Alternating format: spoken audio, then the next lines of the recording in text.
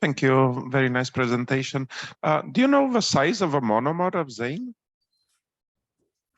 The size of Zane is about 22 kilodalton. And do you know the mechanism of action of the antibiotic? No. I'm curious a little bit if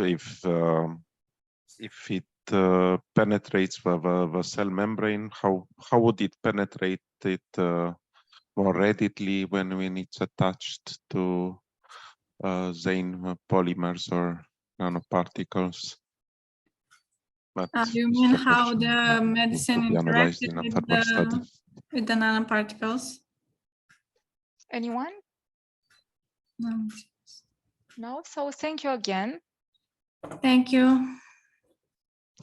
We'll pass to the next presentation, which belongs to Irina Apostol, xanthan and lignin esters based materials for degraded argan oil sorption. Good afternoon, and thank you for the kind introduction. Can you see my presentation? Yes. Okay, perfect. So for today, I will present you the study entitled Xanthan and Lignin Ester-Based Materials for Degraded Argan Oil Sorption. It is well known that water pollution represents a serious problem nowadays. Different pollutants like oils, organic dyes, or heavy metals from wastewater have turned into a global challenge. Oil pollution disrupts the entire ecosystem from aquatic life to human health. Industries such as chemical, petrochemical, pharmaceutical, or food industry are the main responsible for oily wastewater. Under the condition of high temperature, light, or moisture, a great number of chemical reactions occur in the oil. Thus, degraded oil become toxic because the formation of harmful compounds. Due to the worldwide utilization, vegetable oils are a major contributor to water pollution. From all that reason, in this study, we have focused on obtaining new adsorptive materials based on xanthan and lignin esters in order to retain degraded argan oil, which is widely used in cosmetic or pharmacological industry. Firstly, lignin was esterified with oleic and stearic acid through an enzymatic catalyzed reaction. For that, lignin and the fatty acid were added in dimethyl formamide and mixed until complete dissolution. After that, lipase was added in, and all the components of the reaction systems were gently stirred at room temperature for 72 hours. To evaporate the solvent, both solutions were placed into an oven at 76 Celsius degrees. And after solvent evaporation, the obtained compounds were washed for several times with ethylic ether and water. Finally, lignin esters were dried at 60 Celsius degrees and milled. In the next step, lignin and its esters were introduced into xanthan solution. The mixtures were stirred at 60 Celsius degrees for 4 hours and then poured into petri dishes. The adsorptive materials were obtained by freeze-thawing cycles, followed by lyophilization. Structural differences between lignin and its esters were investigated by FTIR and NMR spectra. In figure 3 are presented the FTIR spectra of the studied samples. First of all, the strong peaks from the region between 2,800 to 2,900 centimeters -1 attributed to long-chain alkyl groups demonstrate lignin esterification. The signals associated with syringil and guaiacyl groups characteristic to lignin structures have decreased in intensity in both ester spectra, and signals around 1,700, 1,600 centimeters -1 increased, proving that esterification has been successful. In figure 4 are presented the NMR spectra of lignin and its derivatives. The characteristic signals at 31 and 25 ppm assigned to aliphatic carbon atom chains grafted onto the lignin molecules prove lignin esterification. The increase of intensity of the signal from 178, 168 ppm in lignin ester spectra suggests that that hydrogen atom in lignin hydroxyl was substituted by the esteric group from fatty acids. Change in the ester lignin spectra in the aliphatic carbon region due to esterified aromatic carbon atom confirm also the successful of lignin modification. For all the obtained materials, uniaxial compressive analysis was carried out to evaluate their mechanical features. As we can observe from figure 5, all the obtained adsorbents reveal an elastic behavior, sustaining a compression value beyond 78%. The mixing of xanthan with lignin led to an enhancement of the compressive strength, which indicates an increase in the network rigidity. Further modification of lignin with both fatty acids generates composites endowed with high flexibility and non-brittleness. Thus, materials based on lignin esters can sustain 84 and even 99% strain at a compressive nominal stress of 205 and 199 kilopascal. According to information presented in table 2, as well as the same images of the materials from figure 6, we could confirm that all of them present heterogeneous morphology with pores of different shapes and dimension. Degraded argan oil adsorption studies were performed to investigate the adsorption behavior of degraded argan oil from aqueous solution. Removal percentage of oil at equilibrium, adsorption capacity at any time, and the amount of retained oil at equilibrium were calculated by using the presented formula. In this study, argan oil was firstly stored in bad condition for almost 2 years, and then used in all the experimental procedure. In table 3, are presented the adsorption capacity values for all the materials, and it could be observed that over 60% of the total oil quantity was retained. The adsorption process was really quick, the equilibrium state being reached in 90 seconds, and the amount of retained oil increased with increasing oil dosage from 1 to 3 grams, which means that adsorption capacity is influenced by the initial amount of degraded oil in the water mixture. Materials based on xanthan, lignin, and xanthan and lignin esterified with stearic acid retain the highest amount of degraded oil. These results could be attributed to the formation of secondary interaction between degraded oil molecules and polymeric chains of the material. The investigation of adsorption kinetics was helpful in predicting the adsorption rate and the adsorption mechanism. In this study, we evaluate 2 kinetic models, pseudo first order model and pseudo second order model. And it was observed that pseudo second order kinetic model has a better correlation than the pseudo first order kinetic model, which means that the process has a chemical nature. Also, there are some authors who suggest that the pseudo second order kinetic model is highly versatile and suitable for expressing physisorption or mass transfer or diffusion limited kinetics. A slight decrease was also of the constant rate was also observed with an increasing of oil amount from 1 to 3 grams, which means that an intense competition among oil molecules to reach the active sites of the material's pores took place. Adsorption equilibrium studies were performed to determine how the degraded oil molecules are adsorbed and distributed onto the adsorbent surface. And in the study, we selected 5 isotherm models. For materials based on xanthan, lignin, and lignin esterified with oleic acid, the experimental data were fitted to Langmuir model, which means that in these 3 cases, adsorption process took place in monolayer.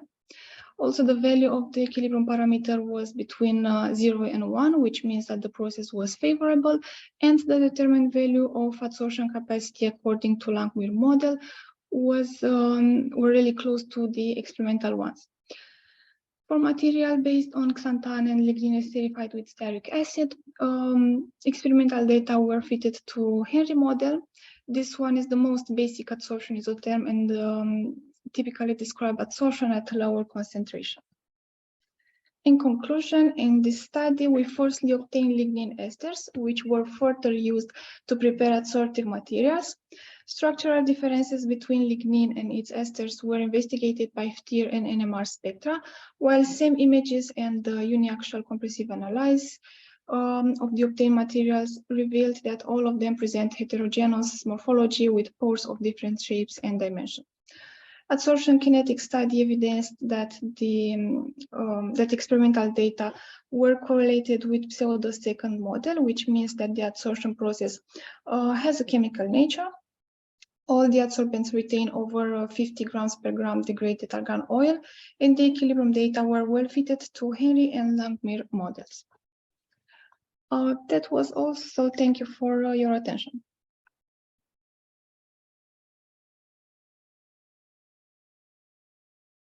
Thank you too. It was a very complex work. So there are any questions in the room? So what kind of applications are targeted from this work?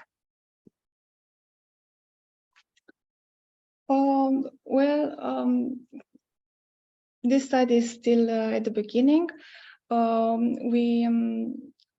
Further, we want to test these materials on multiple types of oils, and of course to reuse these materials for multiple cycles, but not only for argan oil, also for other types of oils.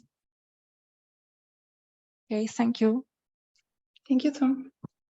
The next paper belongs to my colleague, Catalina Diana Ușurelu, modification of nanocellulose surface by oxidation and silylation.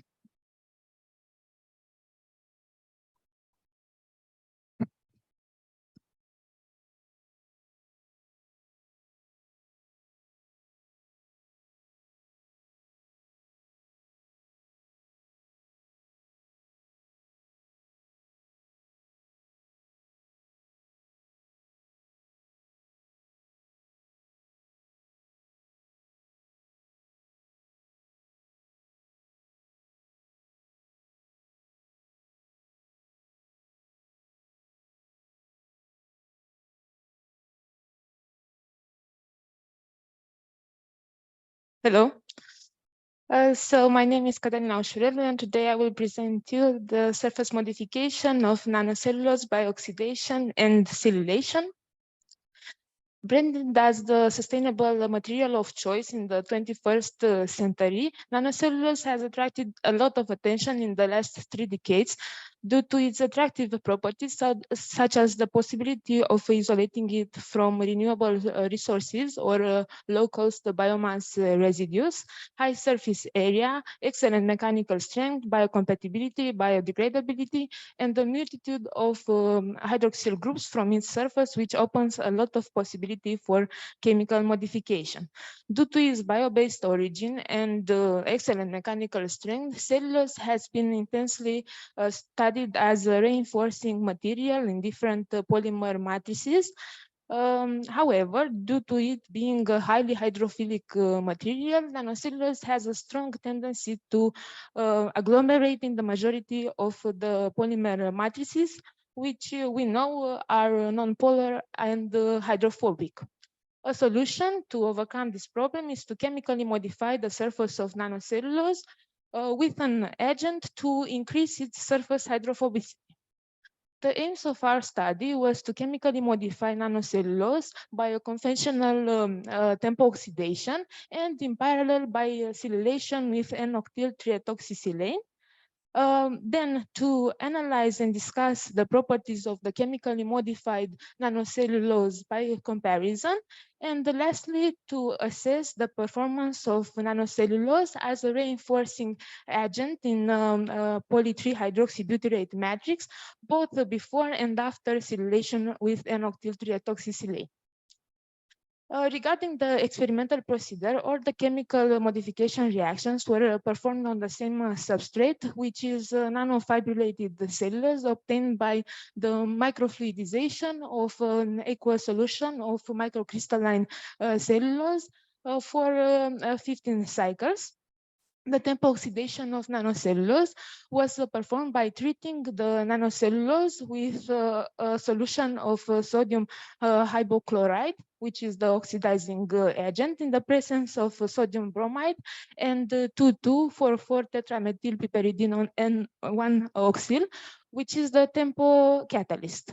The reaction is performed in water at room temperature by maintaining the pH constant at values between 10 and 11 during the reaction. The silylation of the nanocellulose with N-octyl trietoxysilane is done in 2 stages. In the first stage, we must hydrolyze the silane to its corresponding silanol in an acidic medium, because this silane is silane which contains a long hydrophobic chain. We used as a medium for the hydrolysis, for its hydrolysis, a solution containing 95% ethanol and only 5% water volumetrically, so as to ensure a good dissolution of the silane in the media. Then the silanol is reacted with cellulose, firstly at room temperature for 3 hours, and then under reflux for 1 hour, and we obtain the silane grafted nanocellulose. The preparation of the polyhydroxybutyrate nanocellulose composites was done by mel mixing the 2 components, and then by compression molding to prepare composite films.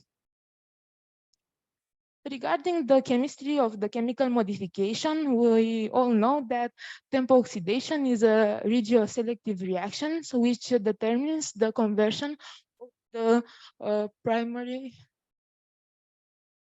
of the primary hydroxyl groups from the carbon atom from position 6 in the anhydroglucose units of cellulose to the carboxylate groups. Silylation of nanocellulose with N-octyl trietoxysilane is not a regioselective reaction, but as I mentioned earlier, it consists in 2 stages. In the first stage, we must hydrolyze the silane to obtain the corresponding silanol. Very importantly, very important, the hydrolysis must be done in an acidic medium to prevent the polycondensation of the formed silanol. And in the second stage, the silanol is reacted with cellulose by a condensation reaction. The FTIR spectroscopy indicated that all the peaks characteristic to plant-derived cellulose are found in the case of unmodified cellulose, tempo-oxidized cellulose, and the silylated nanocellulose. In addition, in the spectrum of tempo-oxidized cellulose, we can see 2 additional peaks, one at around 1 mile 610 centimeters to -1, and one at around 1 mile 407 centimeters to -1, which corresponds to the stretching vibration of the carbon double oxygen groups from the carboxylate moieties generated on the nanocellulose surface by tempo oxidation. The peak from around 800 centimeters to -1 may be attributed to the bending vibration of the silicon-oxygen bond from the silylated cellulose. However, because most of the peaks of the N-octyl trietoxysilane are overlapped with the peaks of cellulose, we use X-ray fluorescence analysis to determine if the silylation took place successfully or not. And we can see that in the nanocellulose grafted with N-octyl trietoxysilane, silicon content of around 12% was recorded as compared to the unmodified nanocellulose, which contained the 4% silicon. The thermogravimetric analysis indicated the decrease in the thermal stability of nanocellulose by around 100 degrees following the tempo oxidation, but an increase in the thermostability of nanocellulose following its grafting with N-octyl trioxysilane. The dynamic light scattering showed that all the samples, unmodified nanocellulose, tempo oxidized nanocellulose, and silylated nanocellulose, presented a bimodal size distribution in aqueous dispersion. We can see an increase in the dimension of the nanocellulose nanoparticles after tempo oxidation, and more significant increase after silylation with octyl trioxysilane. In what concerns the zeta potential, we can see that the most negative potential was recorded for the carboxylated nanocellulose, for the tempo oxidized nanocellulose, which equates with a higher stability in the aqueous medium. This may be attributed to the negatively charged carboxylate groups generated on its surface during the tempo oxidation.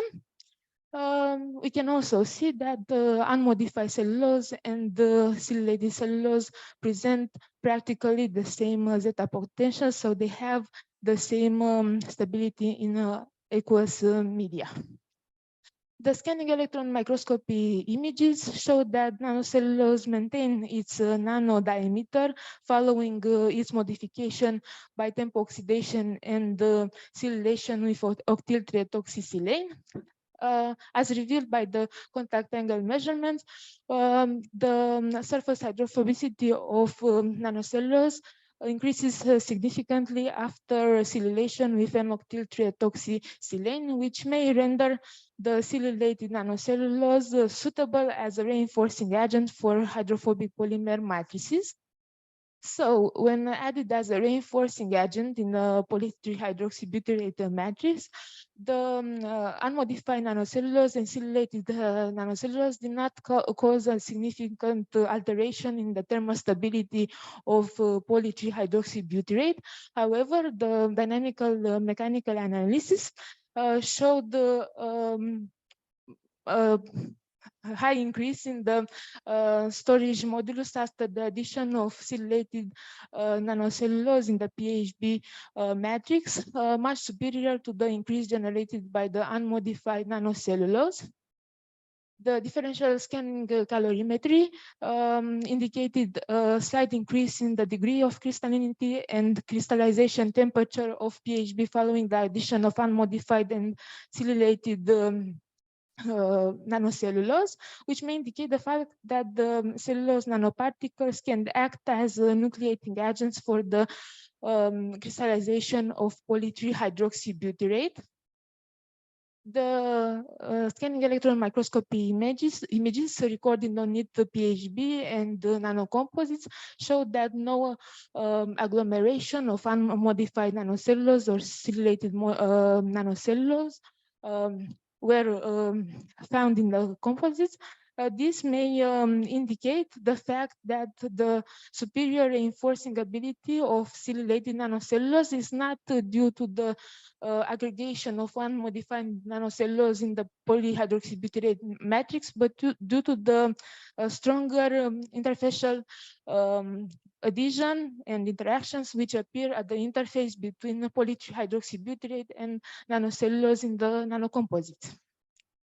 As a conclusion, in this work, we performed the tempo oxidation of nanocellulose and silylation with N-octyl trioxysilane, and the properties of the resorted materials were discussed by comparison. Silylation with N-octyl trioxysilane determined an increase in the surface hydrophobicity of nanocellulose, which made the nanocellulose suitable as a reinforcing agent for polyhydroxybutyrate, which is a hydrophobic polymer. This was also visible by an increase in the storage modules of the polymer following the addition of the reinforcing agent, and the presence of no agglomeration, the good dispersibility of the silylated nanocellulose in the polyhydroxybutyrate matrix. Thank you for your attention.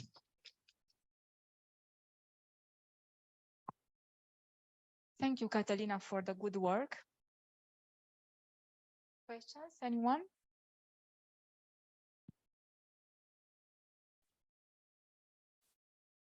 If not, we proceed with the next paper. The next presentation will be also in the field of nanocellulose. It will be presented by Gabriela Oprică, and the name is the influence of plant extract on the properties of nanocellulose. So go ahead.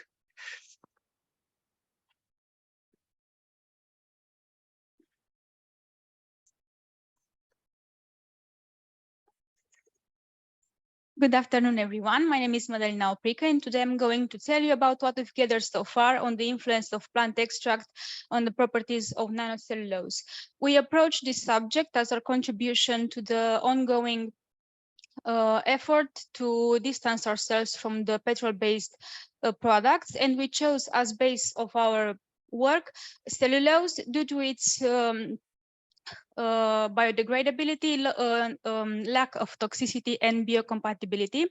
Its use in the pharmaceutical industry is well established, but one of its major drawbacks is the lack in antibacterial activity, a fact we try to correct by the addition of a plant extract, in this case basil, to keep in line with the non-invasive approach. The rich phenolic content of the basil extracts of the basic basil extract is the ground for its antibacterial and antioxidant activity, and by pairing them, we have a final goal of obtaining an all-green wound patch. But for now, the goal of our experiment was the obtaining of basil-enriched cellulosic foams. For a comparative purpose, we also used, in addition, basil seed gum, a compound that is known to increase the elasticity and prelucrability of cellulosic foams. The mixtures presented here were kept under magnetic steering at room temperature, then freeze-dried for ulterior analysis. For now, we gathered SEM, FTIR spectroscopy, TGA, and DMA data. The morphology of the samples is highlighted here. Here we have the unmodified cellulose, and we can observe that the addition of the basil extract leads to a more compact structure, while the addition of basil seed gum leads to a more porous one. At higher magnifications, the same thing can be observed, and we can conclude that the basil extract was impregnated in the cellulosic structure.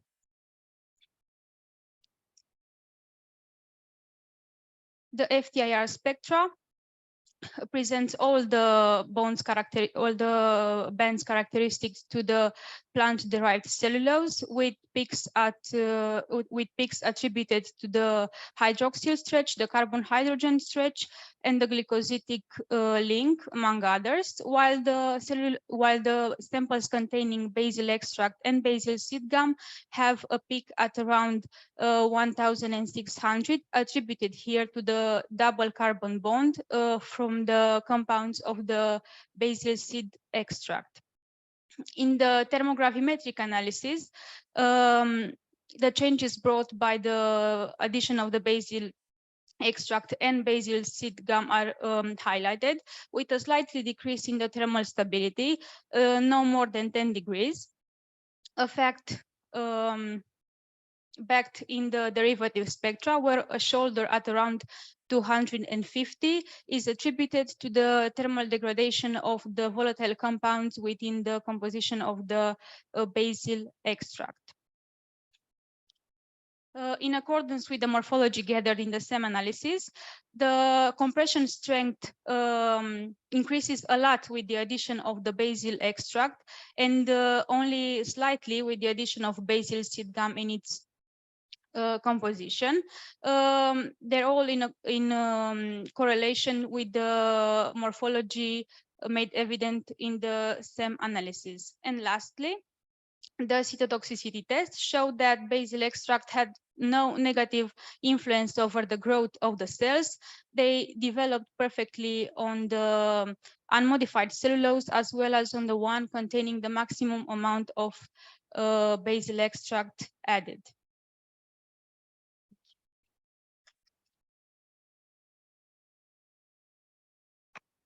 Thank you for your nice presentation and very interesting. Please, if there are any questions.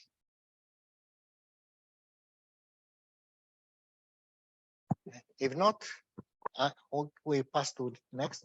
Yes. The next paper belongs to Naomi Tritan, multibiotic product enriched with selenium nanoparticles formed by kombucha fermentation with pollen. Please, Naomi.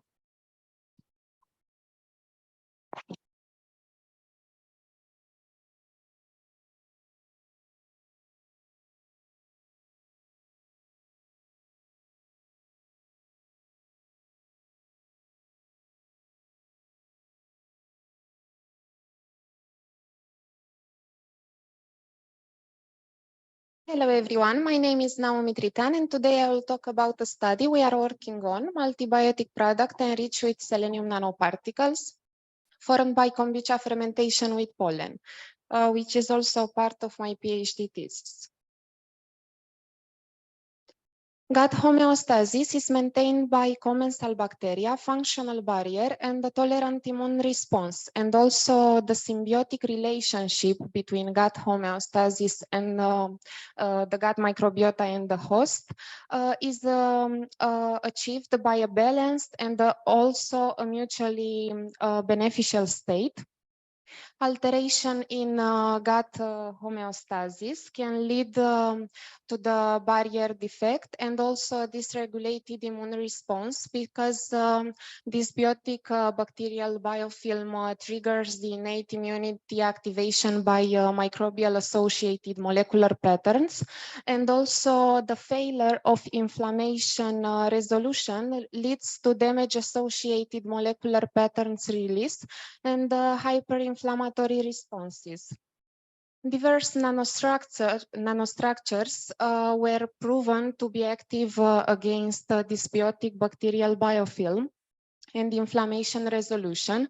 For example, selenium nanoparticles and especially the biogenic ones are active against dysbiotic biofilm. Also, nanostructured bacterial membranes are an active carrier of anti-inflammatory and antioxidant bioactive ingredients. And an additional action is the new generation of prebiotics, which can support the lactic bacteria respiration. So the fermentation of pollen by a symbiotic culture of bacteria and yeast will lead to the release of pollen content and also an increase in the polyphenol concentration in the culture media. Also will enhance the prebiotic and probiotic activity of kombucha. The biosynthesis of selenium nanoparticles is achieved by reducing the selenium salt with polyphenols from the culture media, and in this way we will have an improved kombucha fermentation and also phytonutrients with enhanced bioavailability. We use the response surface methodology in order to optimize the production of bioactive compounds from kombucha fermentation, and we assess in this way total polyphenol content, hydroxycinamic acid contents, its antioxidant activity by DPPH and Kuprak methods, the soluble silicon content, and also the selenium nanoparticles content in terms of biotransformation of selenium salt. And as you can see from the surface from the left, we obtained an optimum multibiotic product.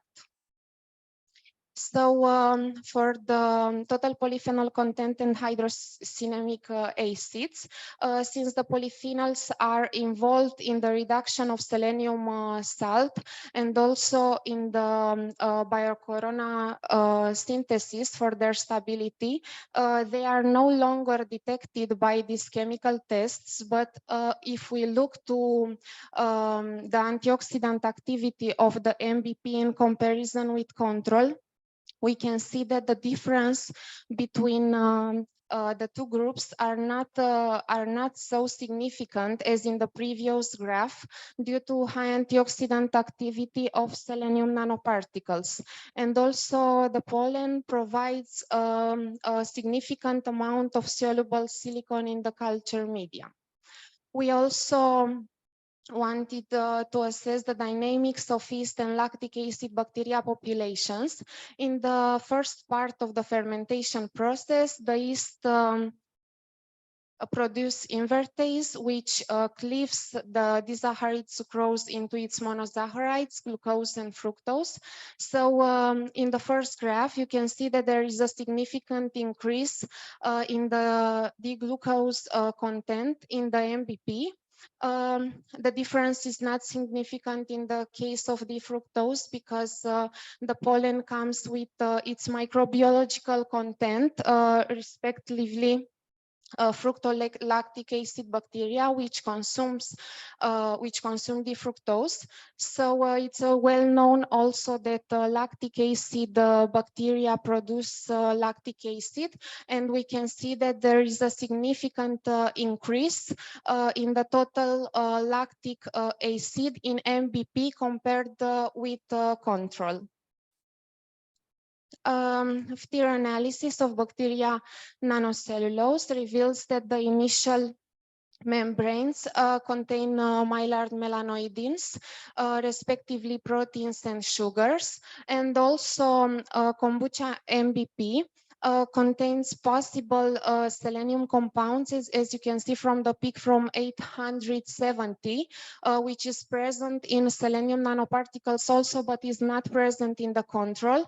And an important aspect is the first yellow region, where in the washed membranes, the amide groups disappear, and it's only a hydroxyl band and also an intense bands for saccharides.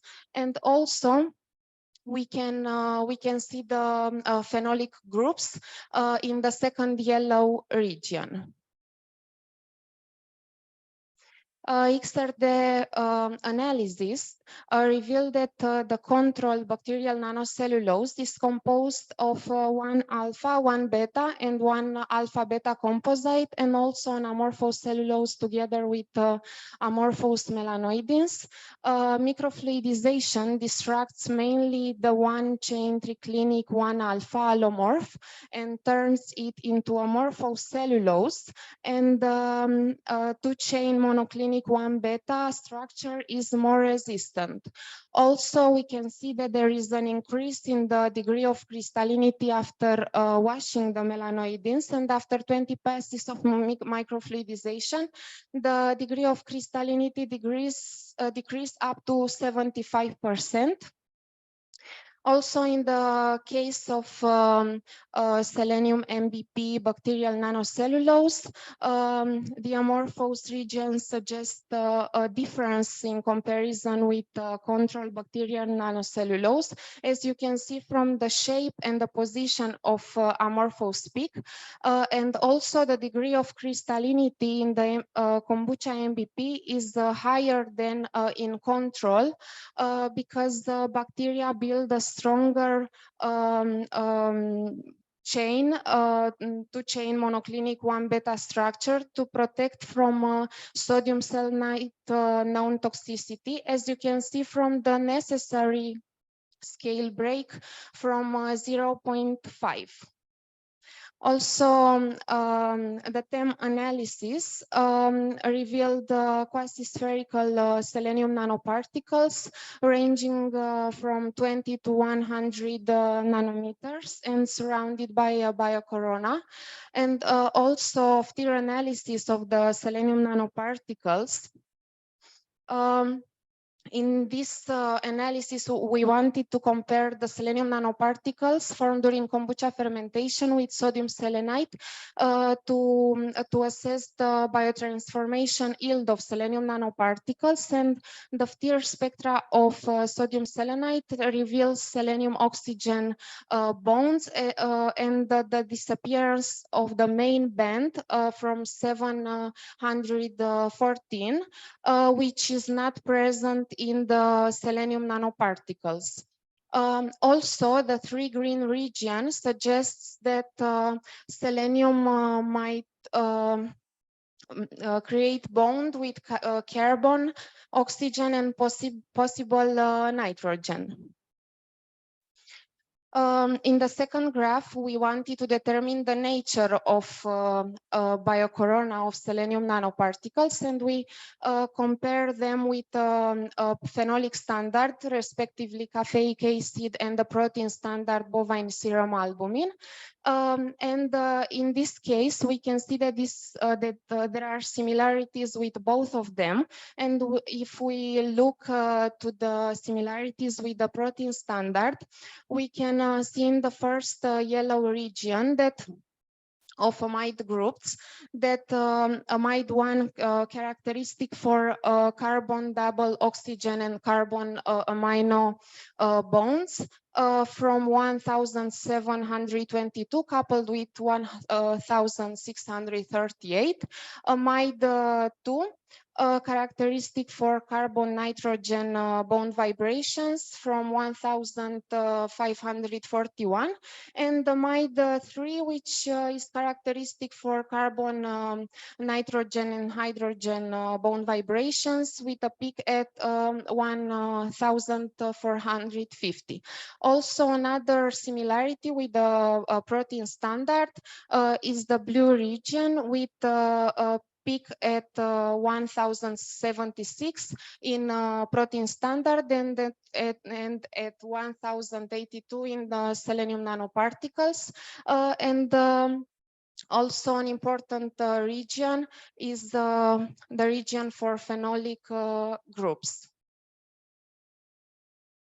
Dynamic light scattering revealed the polydispersed multimodal distribution of selenium nanoparticles with three populations of about 30 to 100 and 776 nanometers. And we can see from the intensity distribution that the area of the second peak is larger than the area of the other ones, because larger particles scatter more light than the smaller ones. Also, the number of particle and volume distribution are complementary, because we can see that the number of small particles is higher than the larger ones, and the volume is higher also. And from the zeta potential analysis, we can say that our selenium nanoparticles are quite stable if we look to the zeta potential value of -8.8. Also, we determined the antioxidant activity of selenium nanoparticles formed during kombucha fermentation by DPPH, FRAP, and Kuprak methods. So we tested three different concentrations, and we can see that the antioxidant activity of selenium nanoparticles increases with the concentration. Also, we assessed cell viability and proliferation after cell seeding. We left them for 24 hours in order to adhere. So after that, we treated them with different concentration of the MVP or selenium nanoparticles. And after 24 hours, we determined the cell viability and proliferation using the cell counting kit A8 coupled with live dead assay. And also we assessed the cell morphology with by labeling the cytoskeleton with Alexa Fluor 488 conjugated phalloidin, while the nuclei were marked with DAPI. Afterwards, we determined the in vitro antioxidant activity. After seeding the gingival fibroblast, after 24 hours, we treated them with different concentration of MBP or selenium nanoparticles in the presence of hydrogen peroxide, which is the reactive oxygen species inductor. And after 24 hours, we labeled and quantify the total reactive oxygen species with 2,7-dichloro-dehydrofluorescein diacetate. We can see that there is an increase in the metabolically active cells after the treatment with selenium nanoparticles in the range of 0.1 and 2.5 micrograms per milliliter, with a maximum potential for stimulating the cell proliferation at 2.5. Also, we determined the antioxidant activity, and it's a reduction of 80–90% in comparison with treatment with hydrogen peroxide. Also, we determine the cell viability for the MPP in comparison with control, and we see a maximum potential of stimulate the cell proliferation at 3 milligrams for control and 7 milligrams for MBP, and it correlates with the fluorescence microscopy images. The antioxidant activity also decreases with increasing in concentration for MBP, and in the case of control, we can see that it turns pro-oxidant after 3 milligrams per milliliter. And for the cell morphology, we can see that there are no change in comparison with untreated cells. The cytoskeleton is highly organized in a fibrillar structure with abundant of actin filaments, which are represented by arrow, and which increase the stability of the nucleus. In conclusion, the increased biological activity of our MBP product enriched with selenium nanoparticles show its potential for rebalancing the microbiota, offering in this way selenium supplementation and as well as supporting tissue regeneration, which makes it a suitable candidate for several biomedical applications. Thank you.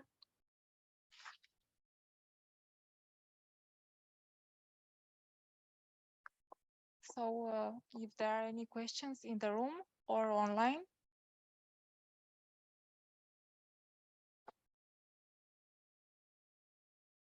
How did you think of selenium nanoparticles? What was the basis for the work? Because selenium has it was in my PhD thesis. I tried to inhibit the formation of dysbiotic biofilm for gingivitis and periodontitis, and selenium it's known to be involved in the inflammation resolution due to its high antioxidant activity, but it has a narrow physiological window, and we wanted to determine the optimum concentration to see its effect in this application, and also in other applications like gut homeostasis.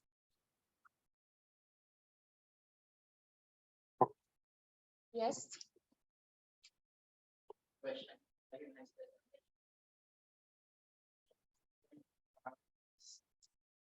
Yes.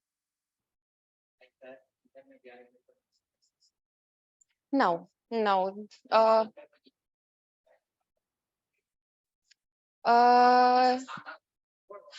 it's not standard 24. I think it will be interesting to assess the cell viability and antioxidant activity after 12 hours.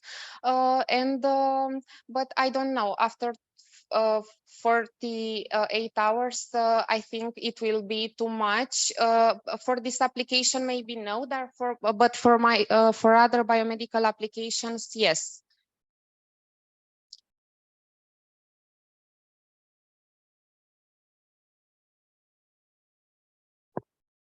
No, thank you. And we take the next presentation, which is Brewer's Yeast bioactive treasure yet not to be spent, and will be presented by Livia Teodora Ciobanu. So, please.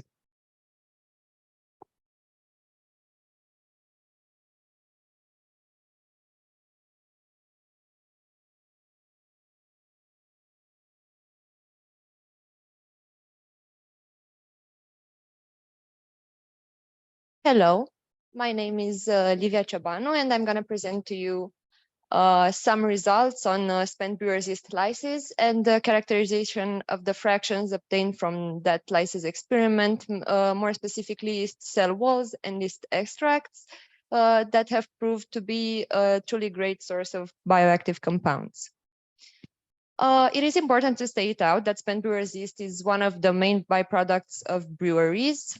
Some breweries like to reuse the yeast in processes called repitching, but ultimately spent brewer's yeast ends up as waste. It is easy to imagine that we're talking about thousands of tons of spent brewer's yeast produced every year. So it is a shame that this product is not used to its full capacity, given the fact that its bioactive properties have been already proved by the researchers, such as anti-inflammatory, antioxidant, anti-carcinogenic, prebiotic, and so on. So this product has nutraceutical value. It could be an ingredient in human and animal foods, in dietary supplements, instead of just being discarded. The key step in valorizing the bioactive compounds for spent brewer's yeast is lysis of yeast cells, because the lysis process allows the release of the bioactive compounds from the cells. For this purpose, we proposed a cascade lysis experiment in which involves a spent brewer's yeast sample that has been resuspended in distilled water and subjected to ultrasonication for about an hour, then enzymatic lysis using a commercial mixture of beta-glucanases and pectinases. The sample was furtherly passed through 3 times through a microfluidizer and ultimately centrifuged to separate the spent brewer's yeast extract from the yeast cell walls that have sedimented on the bottom of the tube. Also, a control sample was prepared under the same conditions, with the exception of the enzymatic treatment. As I stated out before, the lysis is necessary for the bioactive compound release, including intracellular protein. Quantifying this kind of compounds could give clues about the efficiency of the lysis. For example, a higher protein content of the yeast extract could mean a more efficient lysis. So Bradford and Buret assays were used to estimate the protein concentration of the obtained yeast extracts, and it turns out that their protein concentration was very high, and moreover, it was a much higher protein content in the obtained yeast extracts than in other yeast extracts, such as yeast extract used in culture media preparation, or yeast extracts available on the market, as it was compared to a commercial yeast extract. Microscopy can be a useful tool to observe the lysis process. Microscopy and methylene blue staining were used to observe the disruption process. In the first image, there's the unprocessed sample. It can be observed that the cells are intact, they retained the blue staining. Unlike the second image, in which the disruption process had already occurred, the content of the cells was released. It retained the stain, but it spread all over the place, and there are still some intact cells and some rather transparent, round and white shapes that represent the yeast cell walls, which are can be seen clearer in the last image, which is basically the microscopy of the sedimented yeast cell walls after the lysis sample centrifugation. Of course, there are still some cell debris and some intact cells that sedimented along with the yeast cell walls and might need purification, but these images prove that the lysis did occur in a high yield. Colorimetric methods for antioxidant activity assay were performed on the yeast extract as well, such as the PPH and FRAP methods. It revealed that spent brewer's yeast extracts are a great source of antioxidants. And again, their antioxidant activity was higher than yeast extracts from culture media or the commercial yeast extract. The antioxidant activity assay was performed by TBPH, ABTS, and trap methods on the obtained yeast cell walls as well. And the yeast cell walls from the sample that was subjected to all the lysis steps, meaning ultrasonication, enzymatic lysis, and microfluidization, was higher than the yeast cell walls control sample, which was subjected only to the ultrasonication and microfluidization steps, meaning that this cascade lysis experiment might produce yeast cell walls with enhanced antioxidant activity. It is already known that yeasts are great probiotics, but there is limited studies on their prebiotic activity, especially on spent brewer's yeast prebiotic activity. So we conducted an assay on the prebiotic activity of spent brewer's yeast cells. A probiotic stain, Lactobacillus plantarum, was grown in the presence of yeast cell walls, and the growth of this bacteria was proportional to the concentration of yeast cell walls used. At a maximum concentration of 2 milligrams of yeast cell walls per milliliter, Lactobacillus plantarum growth was 40% higher than the positive control. Finally, the critical micelle concentration was determined. First, the yeast cell walls were freeze-dried. Then a stock solution of 10 milligrams per milliliter was prepared. The solution was homogenized and its density was determined to finally measure the interfacial tension using a tensiometer. The values allowed us to determine the critical micelle concentration of both sample and control, which was 3 milligrams of yeast cell walls per milliliter in each case. Thank you for your attention. Thank you for your presentation. Please, now we have the opportunity to ask Livia. You have a presentation. Please. Thank you.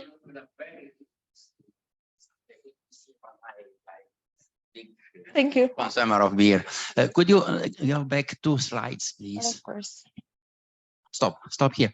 Okay. Do you have some difference between different treatments? I understand, yeah, here in these 4. There are different concentration of yeast cell walls that were used for each sample of Lactobacillus plantarum. How many samples did you use for each treatment? Only 1? Yes, only 1. Okay, we discuss maybe later. Oh, it was a triplicate. Sorry, I had help from my colleagues. It was 3? a triplicate. Okay. The microbiology specialist is right there. Okay, maybe it was a collective work. Okay, Yes. Thank you. And you see a difference between, yeah? Yes. There's the most significant difference at 2 milligrams per milliliter. But you don't use other methods as ANOVA or other to see if it's a real difference. For now. Okay. Okay. Okay, should be presented because it's strong method. Okay, thank you. Congratulations, very good work. Thank you. And very useful for me at least. Thank you. Thank you. Is there other questions?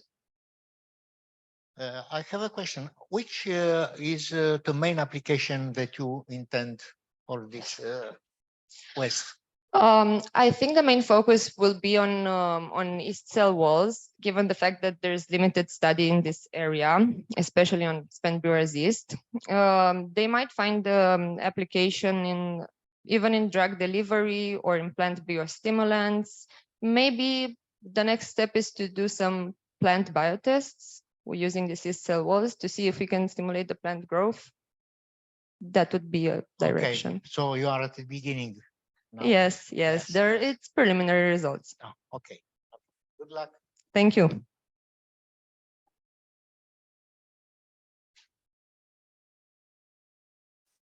So the next paper Isolation of nanocellulose from kombucha beverage byproduct will be presented by Catalina Diana Ușurelu.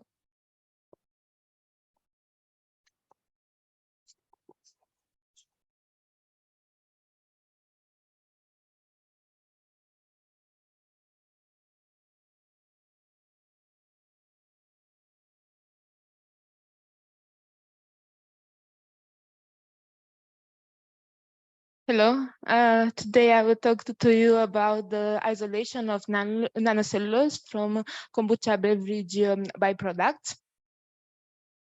Nanocellulose is the generic name given to cellulose materials having at least one dimension in the nanoscale. It is a key material which has penetrated into many applications due to its attractive properties, such as its high surface area, excellent mechanical strength, high rigidity, biocompatibility, biodegradability, and the numerous hydroxyl groups from its surface, which opens a lot of possibilities for chemical modification. Nanocellulose can be obtained by two main methods.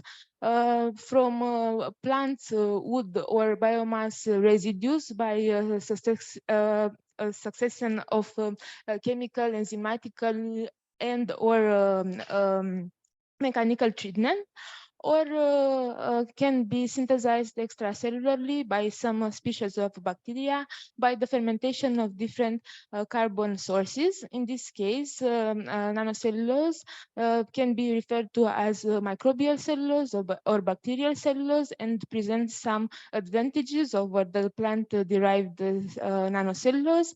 It has a higher purity, a higher crystallinity, higher tendency of absorbing water, and also superior mechanical strength and thermal stability. An attractive and low-cost source for the isolation of bacterial cellulose might be the kombucha pellicles, which are formed as a byproduct following the fermentation of a mixture of tea leaves, water, and sugar by symbiotic culture of bacteria and yeast for several days. We can see that the main product of this fermentation is in fact kombucha tea, which is a wellness beverage, which contains high content of probiotics and compounds with antioxidant activity. Kombucha pellicle is in fact a mixture of cellulose film, bacteria and yeast entrapped in this cellulose film, metabolites and other compounds present in the media of the culture. So for the isolation of nanocellulose from kombucha pellicle, this pellicle must be firstly subjected to purification and then to defibrillation. The aim of our study is to assess the effect of different reagents such as sodium hydroxide, sulfuric acid, citric acid, sodium hypochlorite, and hydrogen peroxide on the chemical structure, thermostability, and the morphology of the kombucha pellicle. And we also aim to isolate nanocellulose from kombucha pellicle by a chemical treatment combined with a mechanical disintegration. In our experimental procedure, we firstly grinded the kombucha pellicle with a blender. Then we subjected the pellicle to chemical treatments with sulfuric acid, sodium hydroxide, citric acid, sodium hypochlorite, and hydrogen peroxide. Then we subjected the mixtures to ultrasonication for 3 hours at a maximum temperature of 75 degrees Celsius. Then we washed the products with water by centrifugation. Then we subjected it to dialysis, to high shear homogenization, and microfluidization. By comparing the colors of the cellulose suspension that we obtain, we can conclude that the most efficient in the purification of kombucha pellicles was sodium hydroxide, sodium hypochlorite, and hydrogen peroxide, because we can see that the brown color was totally removed in these cases. Sulfuric acid may also have been an efficient purification agent, but it may have caused the thermal degradation of the cellulose during the treatment, and hence the dark brown color. Citric acid may have had poorer purification activity on the kombucha pellicles due to its lower acidity. As shown by the FTIR spectra, all the treated kombucha pellicles present the bands characteristic to bacterial cellulose. Except for the kombucha pellicle treated with citric acid, we can see that the new peak at around 1 mile 743 centimeters to -1 appeared in this case, which may be attributed to the stretching vibration of the carbon double oxygen groups from citric acid. So we can conclude that the chemical reaction took place between citric acid and the bacterial cellulose, most likely chemical cross-linking between the hydroxyl groups of the kombucha pellicles and the carboxyl groups of the citric acid. As revealed by the thermogravimetric analysis, all the purified kombucha pellicles presented the higher thermal stability when compared to the control sample, which may indicate that the impurities were efficiently removed from the kombucha pellicles. However, we can see one exception, namely the kombucha pellicle treated with sulfuric acid. In this case, a lower thermal stability as compared to the control sample was observed, which may be attributed to the chemical cleavage of the polymeric chains of cellulose under the action of sulfuric acid, and also due to the formation of some sulfate groups on cellulose surface during the treatment with sulfuric acid, which are known to catalyze the thermal degradation of cellulose. The polarized optical microscopy images showed us that generally the chemical treatment favored and assisted the defibrillation of cellulose following high shear homogenization. In the case of the control sample, just a minute. The control sample, we can see the network-like structure characteristic to bacterial cellulose, which contains thick bundles of microfibrils, whereas in the case of the pellicles treated with sulfuric acid and sodium hypochlorite, these bundles became thinner, and we can observe more individualized fibers. So we can conclude that the treatment with sulfuric acid and the sodium hypochlorite is more efficient for the defibrillation of the kombucha pellicles as compared to other treatments. The scanning electron microscopy showed that indeed sulfuric acid and sodium hypochlorite are efficient for the defibrillation of kombucha pellicles into cellulose nanofibers. Although a visible effect was also observed for the citric acid, which is a weak acid. These observations were also maintained for the pellicles after microfluidization, where we can see that the chemical treatment favored the disintegration of the pellicles into nanofibers. In conclusion, kombucha pellicles appear as a low-cost and attractive source for the isolation of nanocellulose.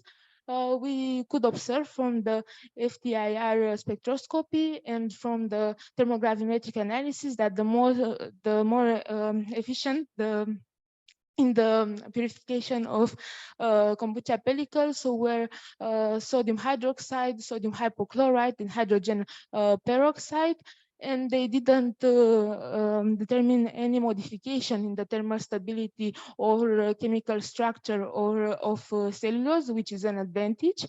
Although sulfuric acid determined a strong decrease in the thermal stability of the kombucha pellicles, it was very effective in determining the defibrillation of kombucha films into nanofibers.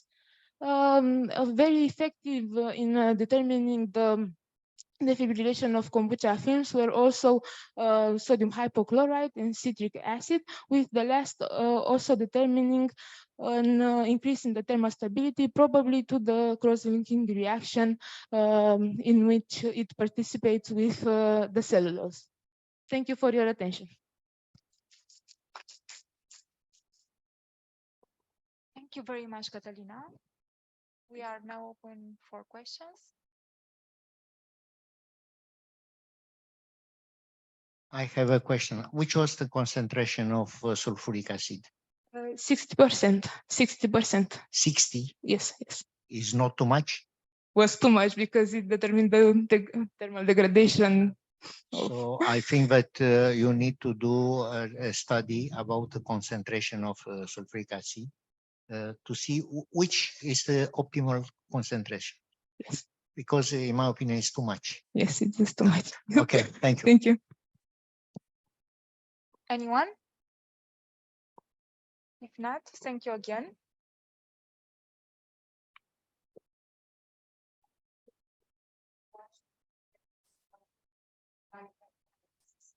Uh, 7 days until neutral pH, almost neutral pH.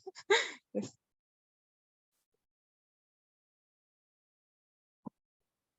If there are no more questions, we have the next presentation, which is physical properties of mechanically pressed ganoderma, fruiting bodies reinforced by electrospan biopolymeric materials. I think that is online. Or it's here? No, it's here. Ah, okay, okay. The presentation will be done by Alice Legrand. Je vous en prie.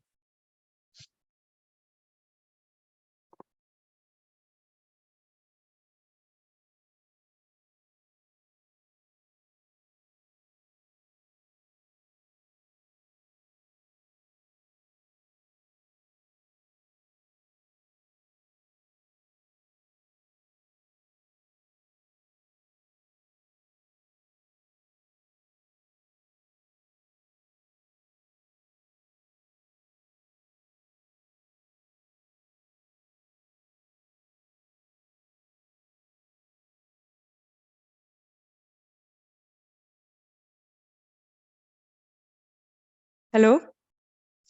So I'm Alice Legrand. I'm a French student, and I'm doing my internship at NeXT-Chem this year. And I just arrived 1 month and a half ago, so it's only the beginning of my work. And I will present you also what we plan to do after this. So we are working on mechanically pressed Ganoderma, which is a fungus. And we press it with hydraulic press, but I will explain you later. And we want to see what can be the enhanced physical properties if we had it with some electrospinning meshes. So we want to try what it could do. So these pictures are Ganoderma lucidum that we saw on the SCM, and so we can see that there are fibers, and that can be interesting to study with some electrospinning.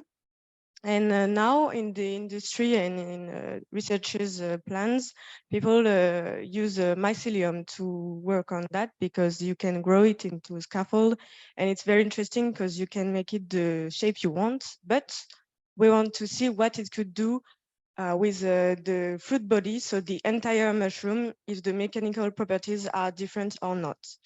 So first, we focused on the Ganoderma fruit bodies, and after I will talk about the electrospinning part. So we used Ganoderma lucidum, and we milled it with cryomilling, so with nitrogen, and then we pressed it with hydraulic press, and we studied the influence on of the mass or of the load on different parameters. So first, the influence of the mass. So we took different mass of Ganoderma milled, and we pressed it into these little tablets. And we studied the specific mass, which actually decreases with the increasing mass.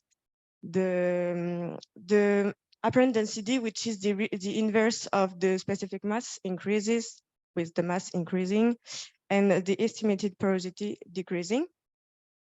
We took these results with triplicates and with a 4 days interval. Then we studied the influence of the load with different weights from 1 ton to 9 tons. And we could realize that 4 days later, the tablets were a little bit thicker, so the mushroom was a little bit elastic, a little bit of elasticity. And we realized that 5 tons was the lower press you could put to get the higher effects. Then we studied on ANOVA the different parameters and the interaction they have between them.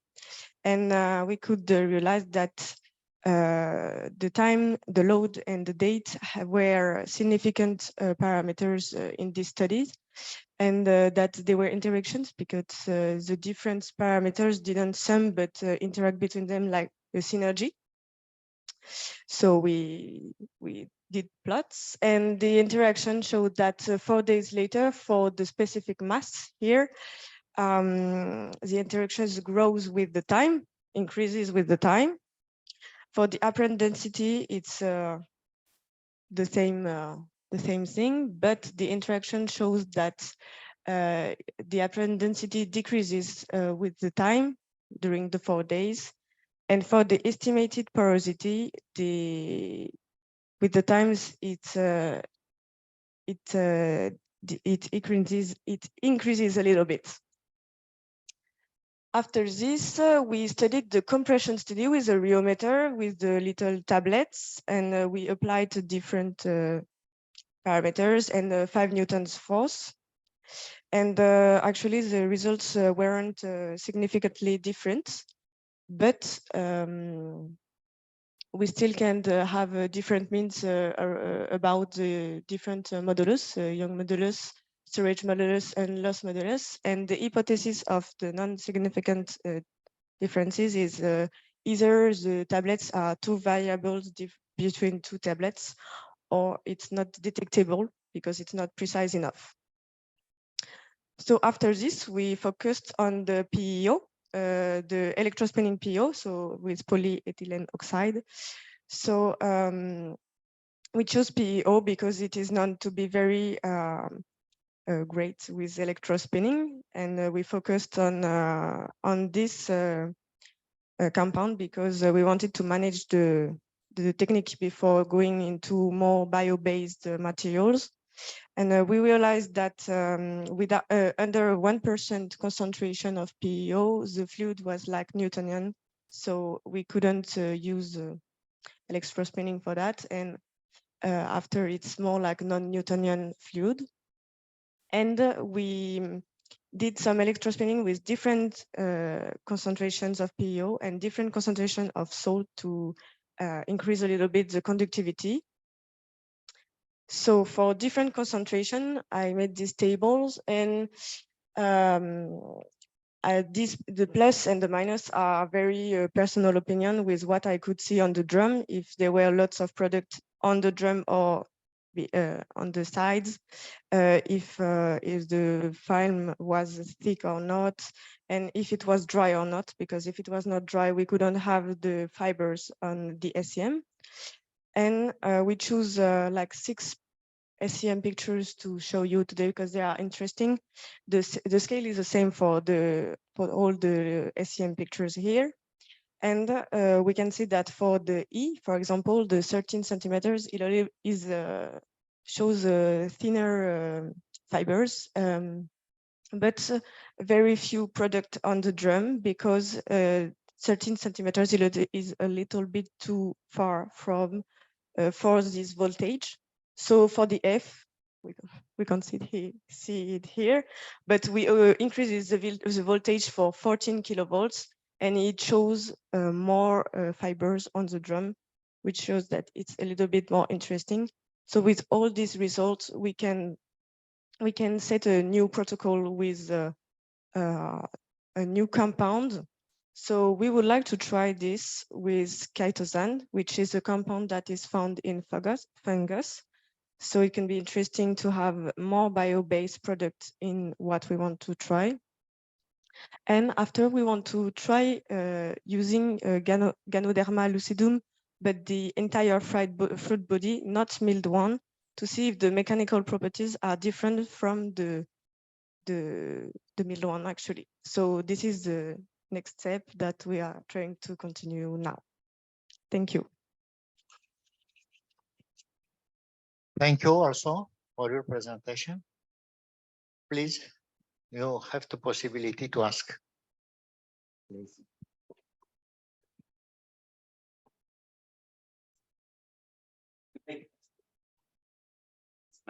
Thank you so much. Félicitations, très bonne œuvre. Congratulations, excellent work. And congratulations, you reveal interaction. That is a tough point. With 2A ANOVA interaction, it is a tough point, and also I advise other researchers to use this. But my question is about interaction. It was rather interaction of time as an input parameter, or maybe a dependence in time? Yes, please. Could you go to that slide? Yes. No, okay, no. Could you? No, because it's very nice. So go. Here, it's interaction, but it's rather interaction, as you said, it's a time, or you measure in time? Here, which is there, it shows as time, is in fact the time of pressing the whole thing at the load that we decided on using. And then the date is just to see that after 4 days, the whole thing tries to recover a little bit, but not completely. So that's why. So it's time of pressing. So what it means is you can either press something really fast with a high load, or a bit longer in time, but with a lower load. Thank you, and very important, and could be used later for a robust design. Congratulations.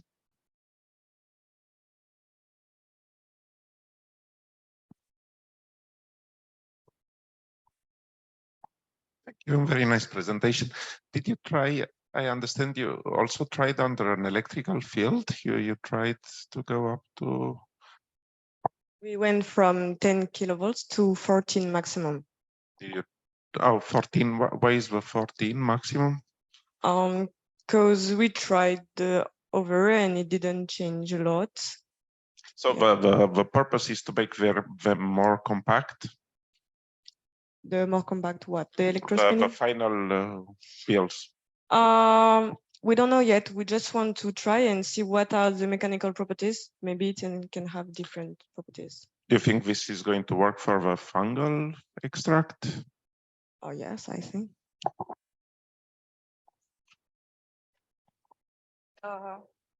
Congratulations. It was a nice presentation for this short period spent here. So which is the final application?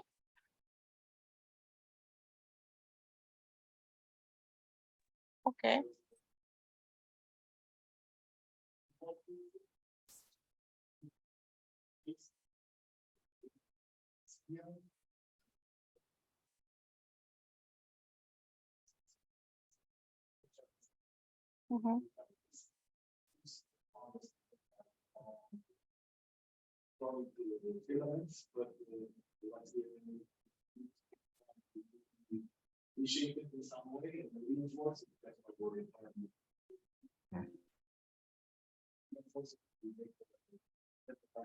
Okay, I thought also for construct for or thermo isolation or something like this, but maybe it's expensive to do this reinforcement with spinning. The price will be little, but yes, for the application. Anyway. If you allow me to interfere, I'm sorry that I'm not in the. Do you hear me? Oh, okay, please, Mr. Wancha, please. Yes, if you hear me, if you allow me. First of all, I apologize that I'm not, that the heat blocked me. What we would like to do are different type of micromaterials. And the most interesting is a vegan leather. This is a prize. This is a winning prize, you know, because it's a huge market and a huge interest for the vegan leather. And we Romanian, here, we are not the Romanian, are the Săcui. We, the Romanian, are one of the few that are still using the old tradition of making leather from mushrooms. You know, it's called German felt or anadu. Yeah, you know, from the corn. You hear me? So the leather, this is what we like to produce at the end. But this is the very, very beginning of the. Okay, there are other questions? If not, please present the last. No, I think now we'll take a break. No? Sorry. Sorry. You know. La mine se termină. Mai este, nu e Caterina Constantin? Este. So I will present the next presentation. It's analysis of the antioxidant activity and polysaccharides content of water kefir. Oh, very interesting this. The presentation will be made by Ekaterina Constantin. Thank you. Please. Ekaterina Constantin. Păi da, s-a schimbat. Am făcut de dimineață și acces de aici. Că nu era de dimineață.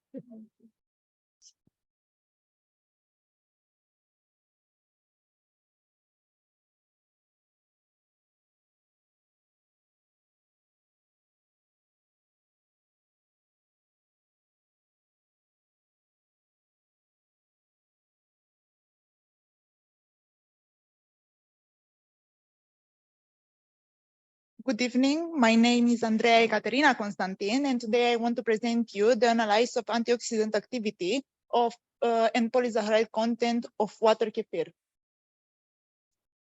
Because biotechnological industries need new products based on starter culture, microorganism, consumer safe, I choose to speak about water kefir because that product is one kind of product.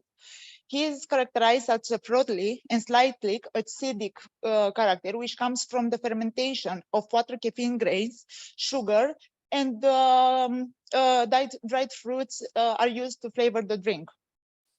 The grains are composed of the acetic acid bacteria, lactic acid bacteria, and yeast. Generally named scobies. But the microbial consortia from grains lead to formate the bacterial polysaccharide, such as dextran and levan. To create the water kefir beverage, we need to sterilize water, sugar, 2 or 3 slices of lemon, and water kefir grains. We put the grains in the sugar solution, keep to fermentation of 3 or 4 days and 20 to 30 Celsius degrees. When the fermentation process will be over, we'll separate the grains and put re-inoculator for a new fermentation, and the beverage we keep in the fridge. The main aim of this research was to investigate the time the fermentation time, because to 3 the time recommended of the producer to 4 days.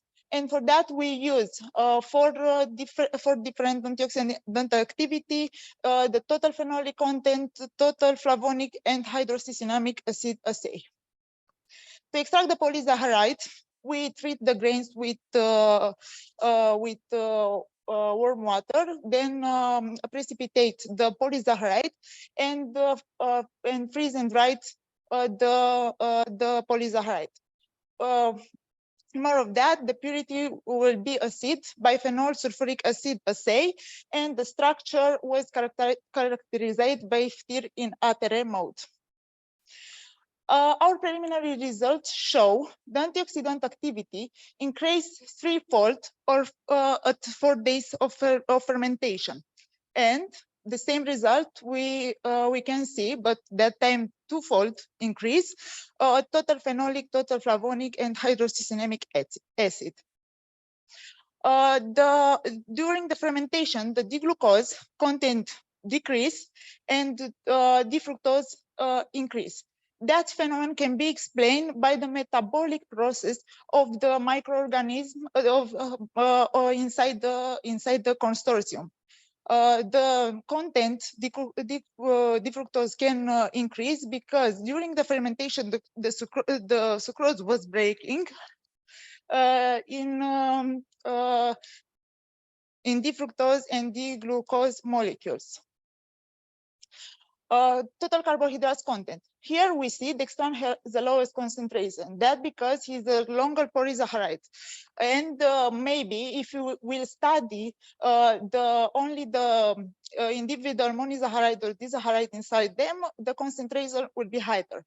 The beverage can have the higher concentration because the fermentation was stopped abruptly, or put a lot of sugar in the beginning. Here we had the characterization of FTIR by ATR mode. You can see the change between alpha-1,6 glycosidic structure. Because we applied thermal treatment of the grains and remove the lipids and the proteins from the raw material. In conclusion, our result obtained so far demonstrate that water kefir is still an under-researched fermented beverage and is important source of bioactive compounds with high antioxidant activity, which can be optimized by fermentation process. Thank you for your attention. Thank you also for your very good presentation. If there are questions, if not, thank you very much. And we have now a 10 minutes break. And after 10 minutes, we'll be back here to continue. Thank you.